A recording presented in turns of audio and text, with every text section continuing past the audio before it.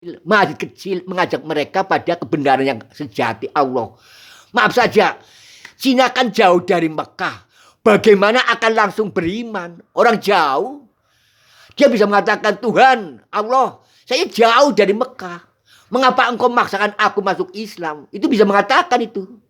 Maka dengan Nabi bersabda demikian, seakan secara tidak langsung Nabi itu menyuruh ilmu sambil berdakwah. Itu yang inti, yang pokok. Agar mereka tahu tentang Islam. Maka Nabi itu seakan menyadari bahwa Cina itu hebat ayat kauniyahnya.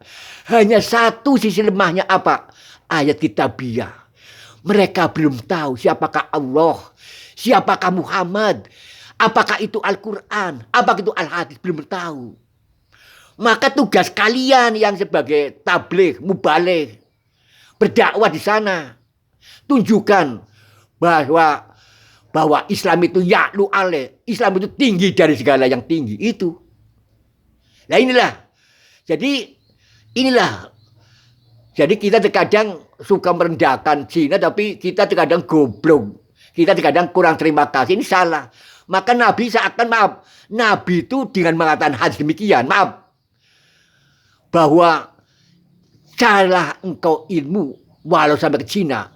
Nabi itu sedang mentertawakan kita. Kita yang sok menghina orang Cina. Sok menghina orang mungkin penyembah apa. Ini kan sangat jauh dari moral Nabi. Nabi sendiri menghargai segala perbedaan agama. Nah kita umatnya sok paling iman, sok paling Islam. Nyatanya mencret. Ini kita perlu revolusi agama Islam ini. Perlu perubahan Islam yang lebih hebat seperti Nabi ya. Itu perlu digeber. Nah maaf, saya itu bukan NU Jamiah, saya itu NU tapi NU personal, NU pribadi. Tapi saya memegangi kehebatan NU dan mencari materi-materi yang membuat saya tahu bahwa Islam itu hebat. Saya tetap berjuang. Tapi saya NU tapi NU personal, bukan NU Jamiah. Maka nggak punya karu tanda atau utama. Cuman saya tidak ada menyayangkan mengapa NU sebesar itu, sehebat itu, tidak ada konsep-konsep besar yang bisa menggeber. Maaf kalau saya NU Jamiah mungkin saya geber semuanya itu. Saya geber semuanya. Dari perspektif kebahasaan, sosial kultural, geografis, psikologi. Tapi maaf, saya itu NU personal. Jadi saya menghargai kiai, menghargai ustadz. Monggo bangun NU dengan baik. Tapi ingat, memang menurut saya jangan lupalah pesan Nabi. Utlubil ilmi walau bisin. Itu pesan Nabi. Saya telah mencari ilmu ya. Yaitu ilmu kitabiah, ilmu kauniyah itu saya telah membuktikan. Memang saya tidak banyak membahas ilmu kitabiah. Saya banyak membahas ilmu kauniyah. Belajar. Kenapa? Saya orang umum maka sering membaca masalah sosiologi, ya, IPA, filsafat dan sebagainya itu. Nah, maka saya kira sudahlah terjawab ya bahwa dalam pembahasan kita ternyata bahasa Indonesia itu bahasa kejujuran. Bahasa paling jujur di dunia. Ini maaf saja. Pada gilirannya bahasa Indonesia melahirkan budaya paling luhur, paling budi pekerti, paling agung di dunia. Orang mengatakan budaya Indonesia itu budaya adiluhung. Adi itu nomor 1, luhung itu luhur atau tinggi. Maaf, luhung itu kalau nggak salah bahasa Sunda, bahasa Jawa Barat. Budaya Indonesia eta budaya enu adiluhung. Itu ya budaya yang nomor 1 dan paling tinggi. Mengapa? Karena tadi budaya Indonesia itu punya cikal bakal, punya benih bahasa yang jujur. Bahasa paling jujur di dunia. Itulah persoalannya. Maaf, karena bahasa Indonesia paling jujur, maka bahasa Sunda, bahasa Jawa, bahasa Batak dan sebagainya bisa dikategorikan bahasa paling jujur mesti. Insya Allah demikian. Tapi saya belum bisa membahas itu ya. Itu bahasa Jawa aja. Kita baru bahasa Indonesia. Yang disayang, maaf saja, para kaum khilafah, kaum Wahabi, mereka itu bangsa cekerem, masih nol besar membahas ayat kauniyah. Sok apa takabur saja. Padahal mereka itu budayanya mungkin budaya mencret, budaya diare itu. Kita yakin lah. Maka terkadang mau mengganti Pancasila. Maaf, Pancasila itu satu konsep konstitusi, kristal konstitusi, kristal aturan undang-undang. Lahir dari apa? Budaya bahasa paling tinggi, paling jujur. Dari budaya bangsa Indonesia paling tinggi, paling luhur. Maka jangan main-main. Pancasila itu kristal budaya, bahasa, dan budaya sosial kultural Indonesia yang adiluhung yang paling tinggi. Jangan main-main mengganti Pancasila. Karena apa? Pancasila itu konsep agamanya lakum dinukum waliyadin. Bagimu agamamu, bagiku agamaku. Itu. Jangan main-main mengganti Pancasila. Mengganti Pancasila, hapus itu Quran lakum dinukum. Hapus, ganti. Mau ganti ayat Allah? Sangat biadab kalian. Ingat, Pancasila itu hujah agaminya, ya. Hujatul islaminya adalah ayat lakum dinukum waliyadin. Bagimu agamamu, bagiku agamaku. Maka kalau kaum Wahabi, kaum intoleran, kaum liberal, kaum khilafah, kaum HTI, kaum FPI yang mau ganti Pancasila, hapus dulu ayat sekian surat Al-Kafirun. Lakum dinukum waliyadin. Diganti apa? Diganti apa? Adin mini, adin hakul mini. Itu. Agamaku, yang benar agamaku. Itu aja. Ganti itu. Kalau mau ganti Pancasila, saya tantang kalian. Rubah ayat itu menjadi ayat apa? Lakum ini wal hakul dini. Itu. Bagi saya agamaku, bagi saya agama yang benar. Kayakku itu. Lam dini, minal mini, dinil haki. Itu ganti itu dengan lafaz itu. Kalau masih berbunyi lakum dinukum waliyadin, Pancasila itu benar, hak. Jangan diganti. Ketuhanan yang Maha Esa. Kemudian kemanusiaan yang beradab, yang punya adab. Kan ada. Khairunas yanfa'u linnas. Sebaik-baik manusia bermanfaat bagi manusia yang lain. Itu kan hadis atau apa itu? Atau Quran. Jangan main-main tuh dengan Pancasila. Lah maka bangsa kita mengatakan kemanusiaan yang adil dan beradab. Adil, tidak salah nilai, tidak salah memberi, tidak salah menugaskan, tidak salah menghakimi. Beradab, punya adab, sopan santun, ukuran benar salah, tepos liro, moral spiritual. Nah itu, maka konsep apa khairun nas yanfa'ulin nas itu masuk dalam lari kedua Pancasila, kemanusiaan yang adil dan beradab.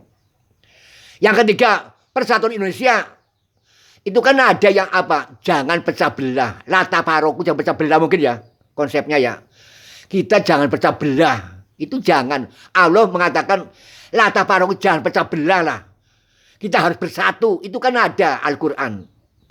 Maka persatuan Indonesia. Persatuan di sini benar dan hak apa? Bersatu untuk mendamaikan kita, menghidupkan kita, memulihkan kita, membenarkan kita, menyembah Allah. Itu kan hebat toh. Bukan bersatu untuk menindas yang lain, bukan. Maka hak itu.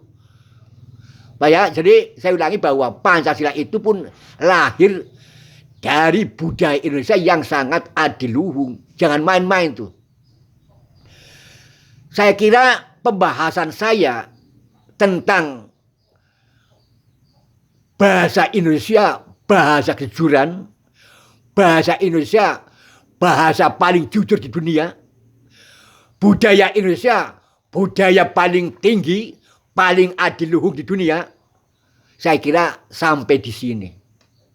Saya sebagai manusia biasa terbuka untuk berdiskusi, berdialog, mungkin berdebat soal ini. Ini argumen saya dari proses pencarian saya tentang ilmu bahasa terkait dengan budaya dan sebagainya. Kemudian saya mengatakan bahwa padang pasir yang keras bisa melahirkan kejahilan, itulah ayat kauniyah. Kita mengatakan bahwa Nabi Muhammad sangat mulia, sangat hebat karena apa? Karena mampu, jenius mengaplikasikan konsep ayat kauniyah. Tak sekedar ayat kitabiah. Di saat ia sebagai ilah basarun, seperti dia juga seperti manusia. Ilah basari seperti manusia seperti kalian. Itulah saya kira uraian saya tentang hal ini sampai di sini. Lebih kurangnya mohon maaf.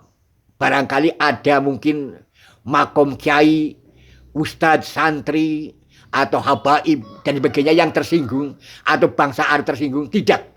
Saya sedang membongkar, membedah ayat kauniyah dan ayat kitabiah. Kemudian saya tambahkan di sini bahwa saya tandaskan barangkali bahwa saya itu meleset Islam. Tidak. Islam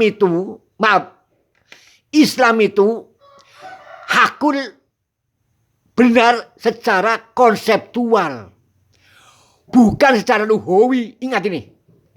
Islam itu konseptual, labdiyah, harfiah, minallah, hakun, benar. Hak.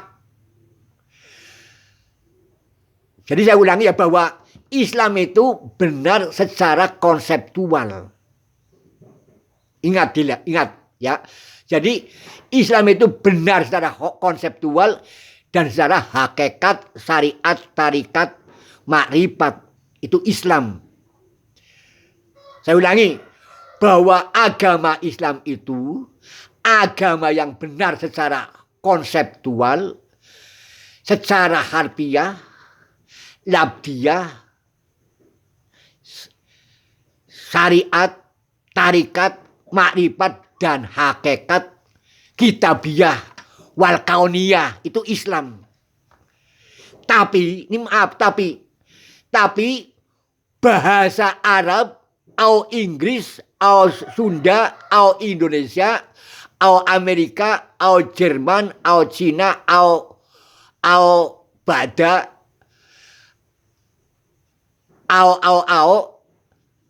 itu tidak benar, tidak jujur, tidak hak secara konseptual dan secara syariat dan hakikat.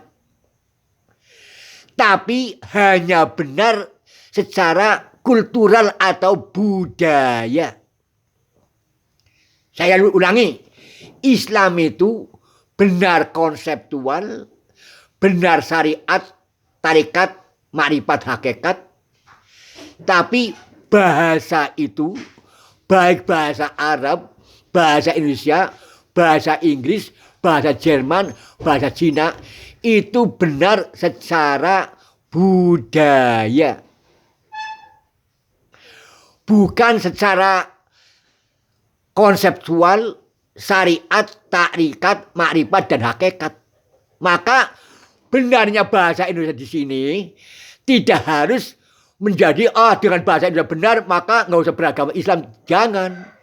Itu hanya satu sisi bahasa sebagai amal soleh dalam hal berbahasa saja.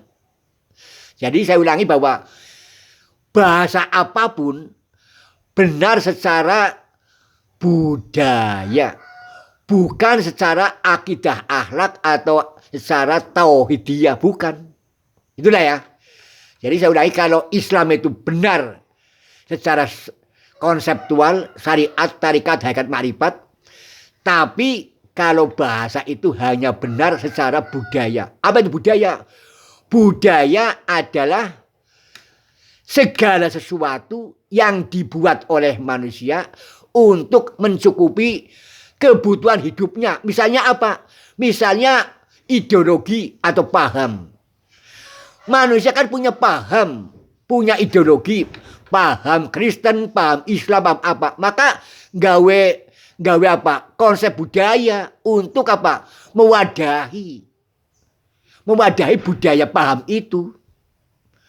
Kemudian manusia kan butuh apa? Politik, yaitu untuk memilih pemimpin, maka gawe budaya politik. Itulah budaya. Ingin mimpin presiden, maka gawe budaya politik.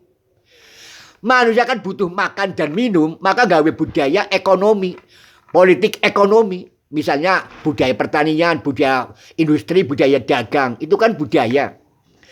Kemudian politik ekonomi sosial itu masyarakat.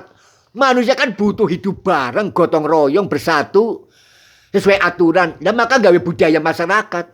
Apakah RT, RW, gubernur, Indonesia nasional, itu kan budaya. Budaya sosial. Manusia butuh budaya. Lagi ya budaya.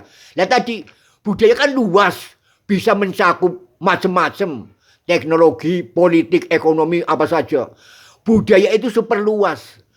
Maha kaya. Maka kata lagi, gawe budaya.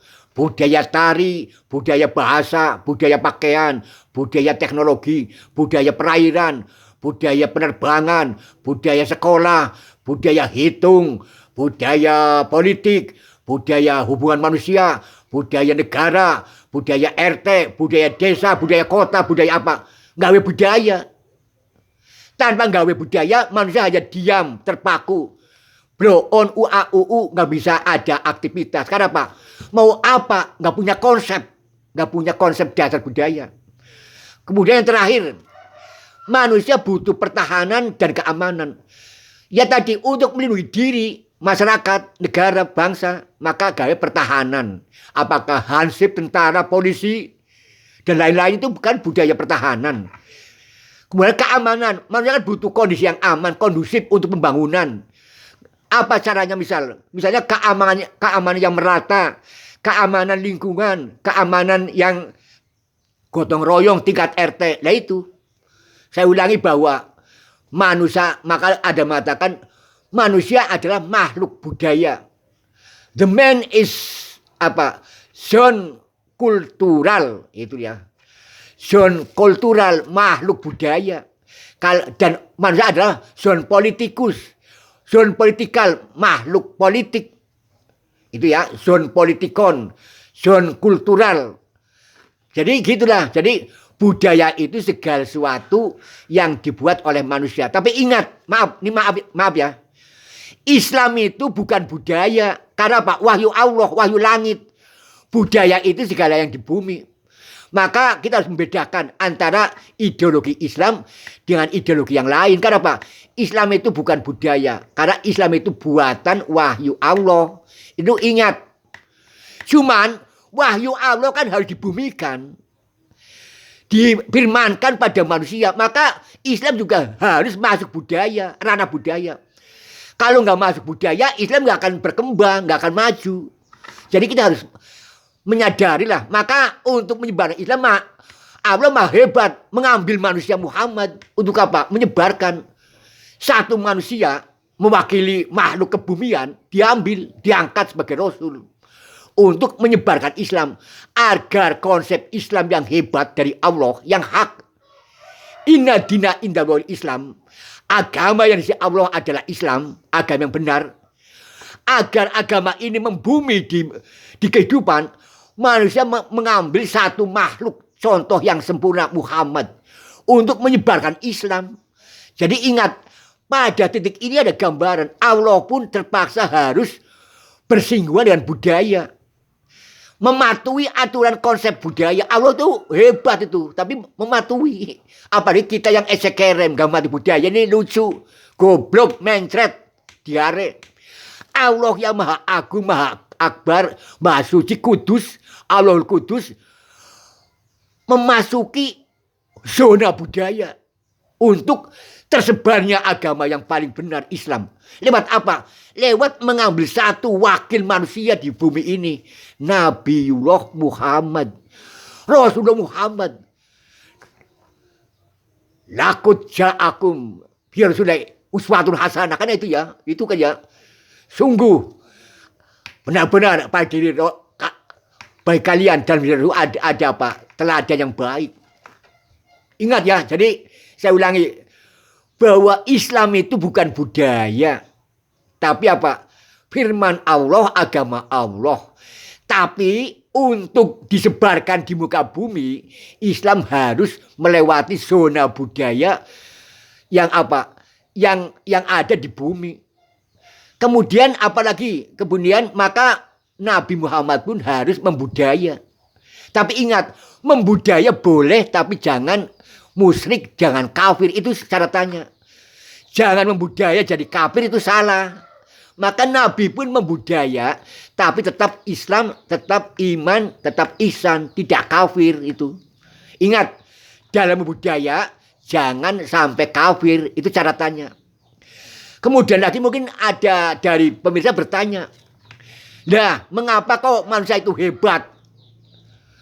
Manusia bisa buat budaya. Ya tadi, laqad khalaqnal insana fi ahsani taqwim. Manusia itu makhluk sempurna.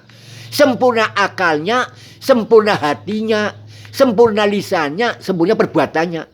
Maka hanya manusia yang punya akal lah, yang punya hati lah, yang bisa membuat budaya itu. Jadi budaya pun hakikatnya dari Allah itu. Lewat apa? Kecerdasan akal, kehebatan perasaan hati. Tanpa akal dan hati, tanpa akal berpikir, hati merasa, tak ada budaya. Maka ingat, manusia yang buat budaya jangan sombong, jangan takabur. Karena nikmatullah berupa apa? Akal pikiran yang cerdas dan hati yang merasa jernih itu. Jadi maka kabeh akhirnya kembali pada Allah. Innalillahi wa ilaihi rajiun. Dari Allah untuk Allah itulah. Jadi kita jangan macam-macam. Manusia itu hebat di bumi ini, bisa melahirkan ideologi, politik, ekonomi, sosial, budaya, dan agama karena manusia diberi akal. Maka orang mengatakan manusia adalah hayawanatik, hewan yang berakal.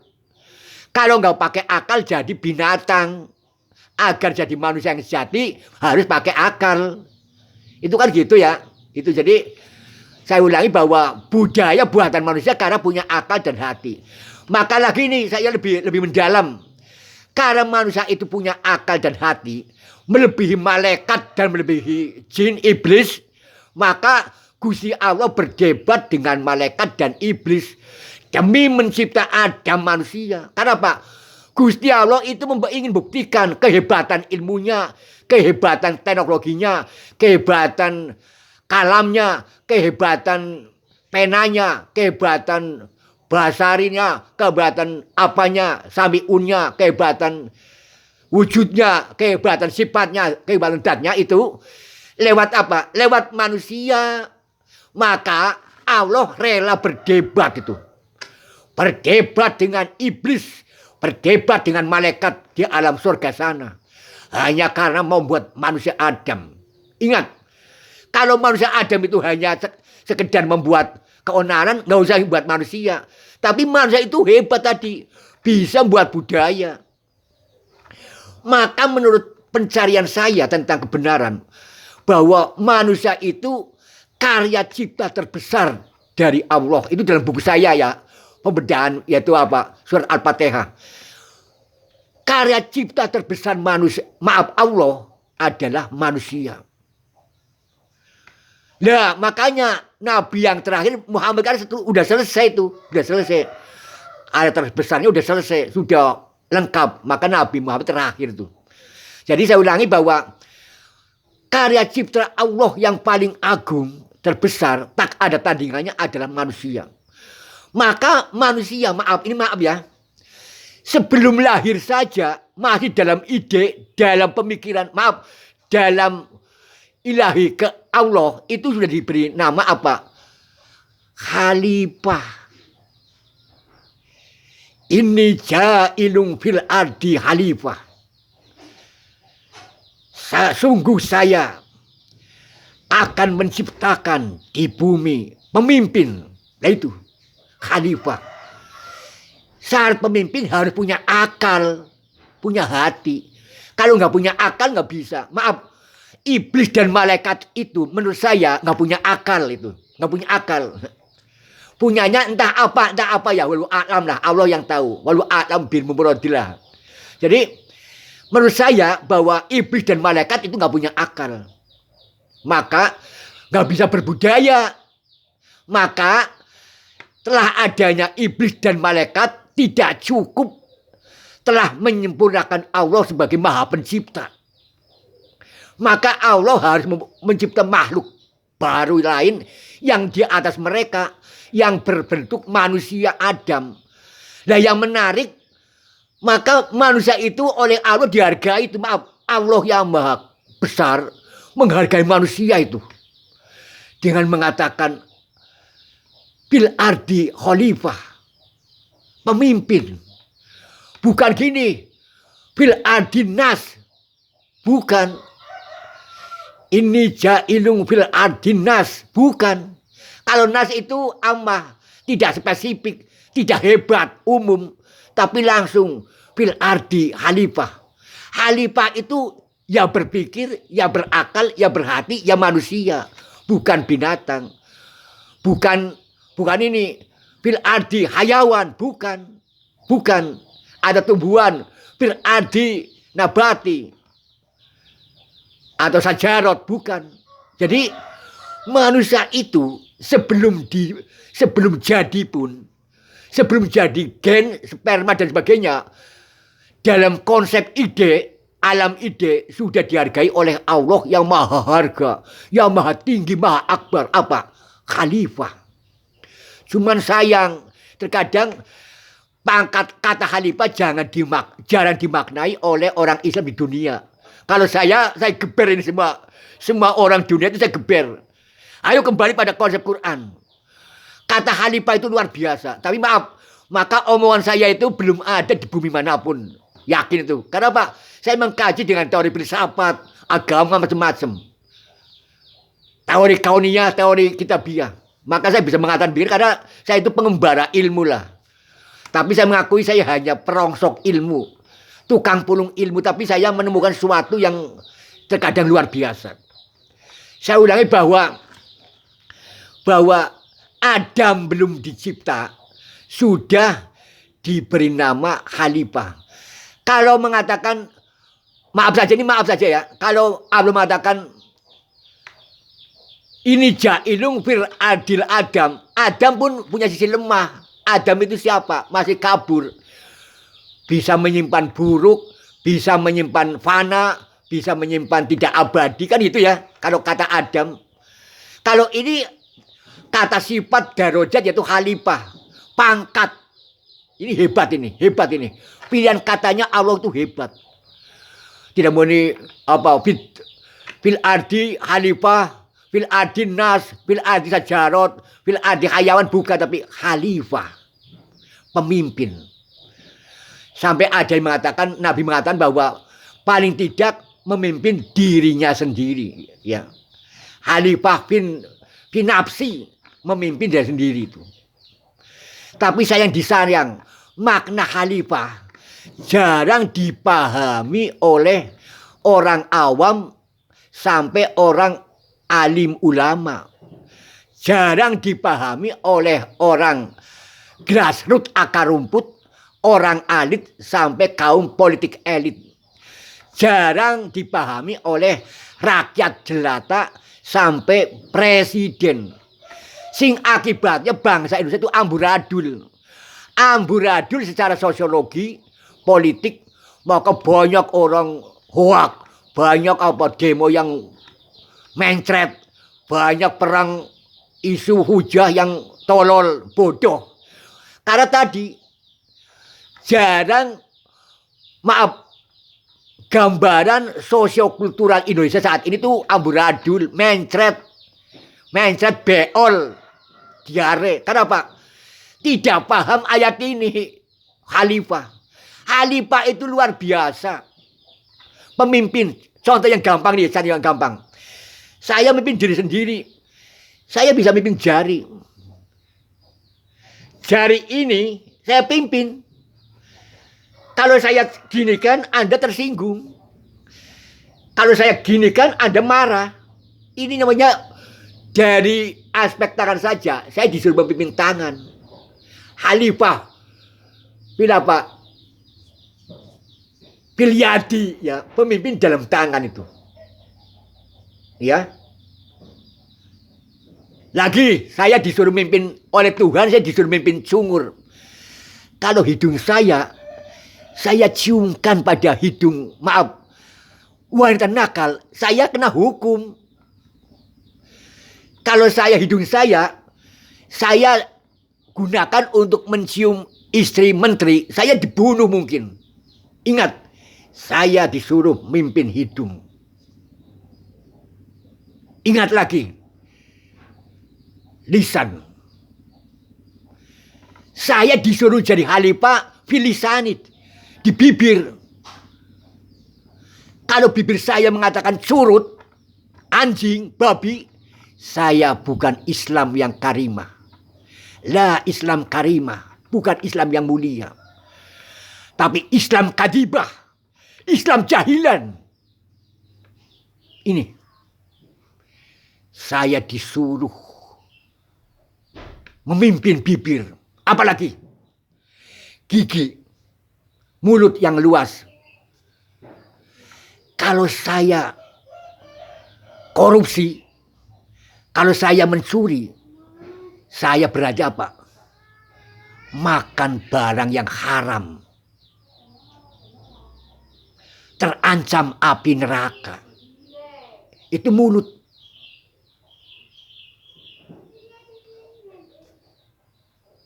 Itu mulut.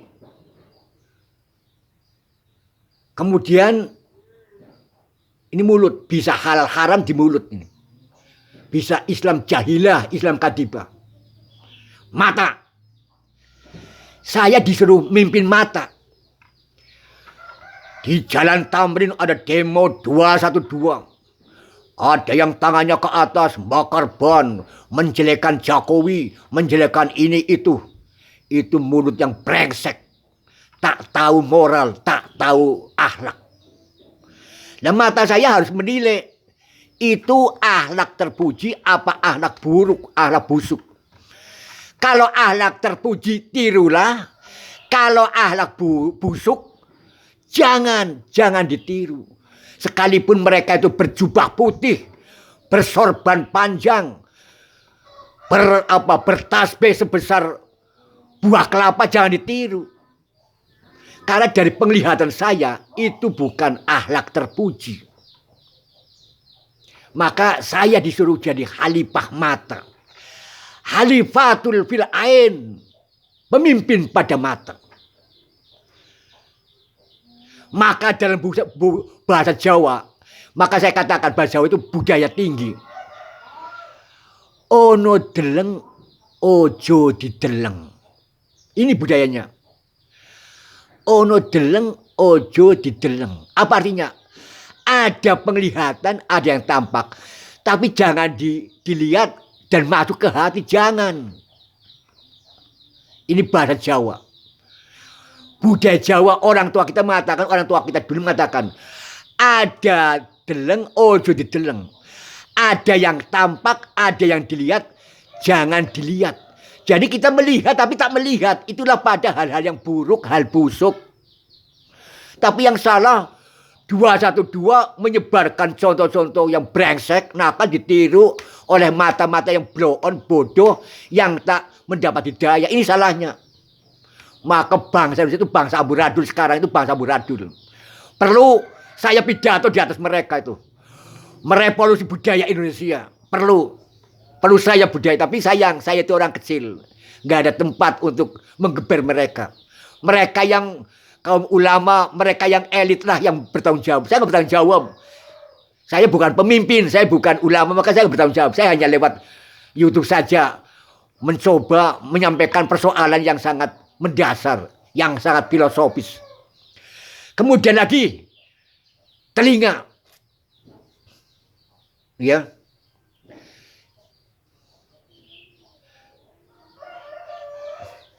Saya mungkin kalau nggak salah telinga itu udhun ya, atau kuping ya, kuping telinga. Saya disuruh menjadi khalifatul fil udurun mungkin ya, kuping, telinga mungkin. Jadi pemimpin di telinga. Apa? Begitu saya nonton demonya 212, ada orang yang bersorban, berjubah, tasbihnya sebesar buah kelapa, mengatakan, Jokowi PKI, Jokowi komunis, Jokowi pelongo-pelongo. Itu hak sesuai kitabiah apa tidak? Hanya omongan setan. Ini perlu di telinga kita harus menyaring dengan akal dan hati. Itu perkataan politis apa perkataan hakikat? Perkataan syariat apa hakikat? Apa hanya tarekat politik, jalan untuk sukses, jalan untuk menjatuhkan apa-apa? Kalau perkataan itu syariatnya benar, tarikatnya benar, makrifatnya benar, hakikatnya benar, kita tiru. Tapi kalau tidak, jangan. Tapi yang saya disayang, para mereka yang mungkin pro Prabowo ya, mereka langsung meniru saja karena pro Prabowo. Ini kan salah. Namanya pembusukan budaya, kultural deki, pembusukan budaya. Kenapa? Salah tiru sesuatu yang buruk. Maaf. Kalau saya jadi Prabowo, saya katakan, hei anggotaku, partaiku, jamaahku, jangan mengatakan kata-kata yang buruk. Saya bertanggung jawab nanti di akhirat. Saya takut dibakar 1000 neraka di akhirat. Gara-gara kalian merendahkan Pak Jokowi. Katakanlah sesuatu yang benar. Apakah itu kelemahan politiknya, kelemahan bangunannya, kelemahan cara mengatur menterinya, itu. Jangan mengatakan Jokowi PKI, Jokowi komunis, Jokowi pelongo-pelongo. Itu kan hujah setoni, hujah iblisi. Ini. Maaf, saya kalau Prabowo, saya kalau politikus Gerindra, saya geber orang itu. Itu bisa membawa saya ke neraka. Ini ingat ini. Harus diingat. Jangan main-main. Kita disuruh mimpin telinga oleh Allah. Tapi apa faktanya? Yang saya lihat, yang saya dengar, karena merasa satu kubu meniru dan meniru. Ini goblok. Maka lahir apa? Pembusukan budaya. Kultural deki. Bahkan pembusukan politik. Politik hanya jadi busuk itu. Politik itu suci, bebas nilai, tapi jadi busuk. Karena apa? Telah dibusukkan oleh kata-kata kotor yang tidak politis. Politik itu adu strategi, adu kebenaran. Apa programnya, apa tujuannya, apa yang akan digunakannya. Baik itu ekonomi, sumber daya, alam, dan sebagainya. Itu politik. Politik itu cara meraih kekuasaan. Bukan cara menjatuhkan orang dengan bahasa-bahasa busuk. Bukan. Nanti Tuhan marah, Nabi marah. Nah di sini masih santer. Yang milik Ganjar, maaf, yang milik Ganjar murtad. Goblok itu. Ini lagi nih. Lo Ganjar Islam dikatakan murtad. Ganjar sholat mengatakan Allah kok murtad. Murtad itu apa definisinya syariat? Murtad kan keluar dari Islam, jadi kafir itu murtad. Kalau akalnya ditutup, hanya tutup, tidak menerima Allah, itu murtad. Loh akalnya masih menerima Allah, hatinya masih menerima Allah, kok mengatakan yang milih Ganjar murtad. Inilah, maaf saya ulangi, kalau saya jadi Anies atau Prabowo, yang membuat sosmed itu, saya geber itu. Saya lacak. Siapa yang itu? Saya takut terseret terbakar di neraka gara-gara sosmed you. Gara-gara uploadan kamu itu. Ini kalau saya jadi Anies Baswedan atau Prabowo. Tapi sayang, banyak kata yang hoak, banyak kata yang salah dibiarkan begitu saja. Maka yang dengar ceramah saya ini mudah-mudahan ayo bersosmed yang benar, yang hak. Yang dapat diuji oleh Allah, Nabi, Quran, dan Islam itu. Jadi ini saya ulangi bahwa saya disuruh mimpin telinga. Nah, kemudian makanya maaf saya ulangi, kata orang kuno Jawa mengatakan, saya belajar dari sejak anak ya. Apa bahasa Jawanya? Ono rungu, ojo dirungu. Apa artinya? Sekalipun kalian itu mendengar, jangan didengar. Ini hebat ya. Karena apa? Itu kata-kata buruk, busuk, kata-kata iblis. Tapi kalau itu kata-kata baik, saat engkau mendengar, dengarlah. Cerna dalam akal, cerna dengan hati, dan lakukan. Karena itu kebenaran. Sesuai Allah, sesuai Nabi itu. Budaya Jawa sangat luar biasa. Ono rungu, ojo dirungu. Ada suara yang didengar, jangan didengar. Ini filsafat Jawa yang sangat hebat. Nah ternyata dari dua budaya Jawa ini, para kader-kader mungkin ya, para pengikut partai yang sangat urakan itu tewas semuanya, mencret, diare. Ini. Nah kemudian saya tambahkan lagi di sini bahwa ini masih karena apa ya, pulsanya masih ada. Saya masih tambahkan lagi demi ada semacam revolusi budaya. Saya ulangi, mereka dan tadi ya bahwa ada mengatakan Jokowi pelongo-pelongo, Jokowi komunis, Jokowi ini. Nah itu kan ditiru oleh yang lain. Ini berarti goblok kok. Tidak menggunakan, tidak mampu memimpin telinga. Mestinya biarlah dia saja yang masuk neraka. Itu. Misal dia menulis yang memilih Ganjar murtad, biar dia saja yang masuk neraka jahanam. Kita jangan ikut. Kalau kita goblok bro ono. Atau biarlah Jokowi komunis, Jokowi PKI, Jokowi pelongo-pelongo. Biarlah dia yang masuk neraka jahanam. Kita jangan ikut. Itulah kalau kita memimpin telinga yang baik. Maka maaf, kalau kita berbudaya yang hebat, menggunakan memimpin mata, hati, akal, mulut, kita itu mungkin yang mengatakan itu hanya satu orang di Indonesia ini. Nanti akan hilang tertelan angin. Mungkin dia akan kelaparan sendiri. Tapi karena kita itu gampang niru secara massal, ya jahat atau kejam. Akhirnya apa? Apa akibatnya? Akibatnya terjadi pembusukan politik, pembusukan budaya, political deki dan kultural deki. Ini kan jahat, kejam. Bagaimana akan jadi bangsa yang besar kalau kita warganya banyak yang menggunakan apa?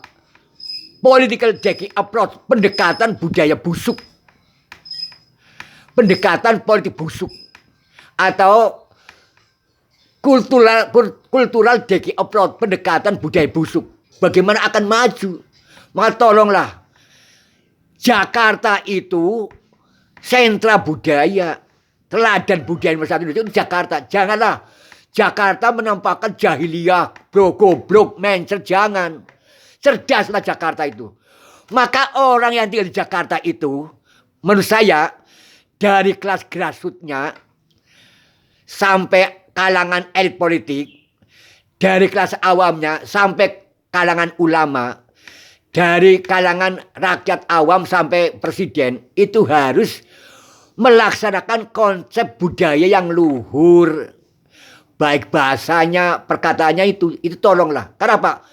Jakarta itu pusat budaya, pusat teladan. Loh, kalau Jakarta sudah begitu berarti menggambarkan Indonesia itu amburadul itu. Amburadul itu. Indonesia itu hancur secara budaya. Karena apa? Oleh mereka yang demo, kata-kata kotor, kata-kata busuk, nggak baik itu. Maka saya prihatin, saya yang di desa prihatin. Mengapa orang tinggal di Jakarta itu kayak setan, kayak iblis. Bahasanya iblis, katanya iblis. Suaranya iblis. Ini gimana itu? Sampai maaf saja, sampai ada Universitas Indonesia, ada UIN, saya kan nggak perkutik. Saya yakin presiden dan aparatnya, Universitas Indonesia dan aparatnya, kemudian Universitas Islam Indonesia dan aparatnya itu tak berkutik seperti lumpuh, seakan tak berguna. Karena apa? Di pinggirnya itu ada kumpulan setan-setan wujud manusia, merusak budaya, tidak bisa dicegah. Ini lucu akibatnya, ini lucu. Akhirnya seakan apa? UI tak fungsional, UIN tak fungsional, Kementerian Presiden tak fungsional. Karena apa? Gara-gara tadilah manusia kalau gagal menjadi khalifah bagi dirinya pun gagal, hancur itu. Nah ini, maka sebelum saya mengakhiri hal ini, saya kunci dengan satu ayat yang sangat luar biasa ini, yang mungkin jarang dipahami oleh orang Islam di Indonesia khususnya, dunia umumnya. Apa? Saya cuplik dari Al-Quran, dari seorang kiai yang mengatakan kalau harus demikian ayatnya. Inna nahnu yuhyil mauta wa naktubu maqaddamu wa asarahum wa kullasain fi kitabim mubin. Nah ini ayat pengkritik bagi apa? Pembusuk budaya, pembusuk politik secara berjamaah, secara makro masyarakat. Apa itu? Inna nahnu, kami Allah, yuhyil mauta, menghidupkan dan mematikan manusia, wanak tubuh, dan mencatat amal baik buruknya, kata iblis nabinya, kata setan dan tidak setannya, wanak tubuh, makodamu, sejak pertama